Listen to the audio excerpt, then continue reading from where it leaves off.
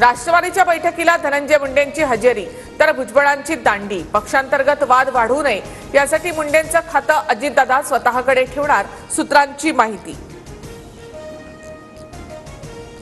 विधानसभेत प्रश्न लावण्यासाठी नेत्यांच्या एजंटकडून पैशाचा व्यवहार, मकोका अंतर्गत कारवाई करा, परिणय फुकेंची विधान परिषदेत मागणी, तर कडक कारवाई करणार, योगेश कदम यांचं आश्वासन। काही दिवसांनी लाडकी बहीण योजना बंद करतील, संजय राऊतांची टीका, तर आम्ही लाडक्या बहिणींना फसवणार नाही, योग्य वेळी 2100 रुपये देऊ, मुश्रीफांकडून स्पष्ट।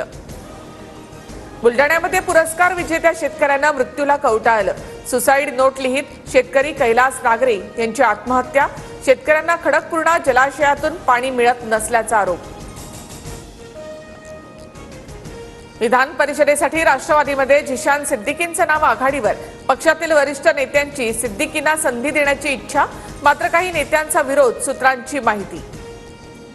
परभणीच्या पाथरीमध्ये शिंदेंच्या शिवसेनेच्या कार्यकर्त्याला मारहाण केल्याचा आरोप, माजी आमदार बाबाजानी दुराणींसह अन्य चौघांवर गुन्हा दाखल।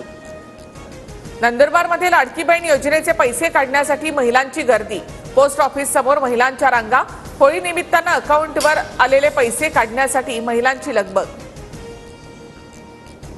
गाईच्या आणि म्हशीच्या दूध दरामध्ये 2 रुपयांची वाढ, 15 मार्च पासून राज्यभरात निर्णयाची अंमलबजावणी होणार, दरवाढीनंतर गाईचं दूध 58 रुपये तर म्हशीचं 75 रुपये प्रति लिटर असेल।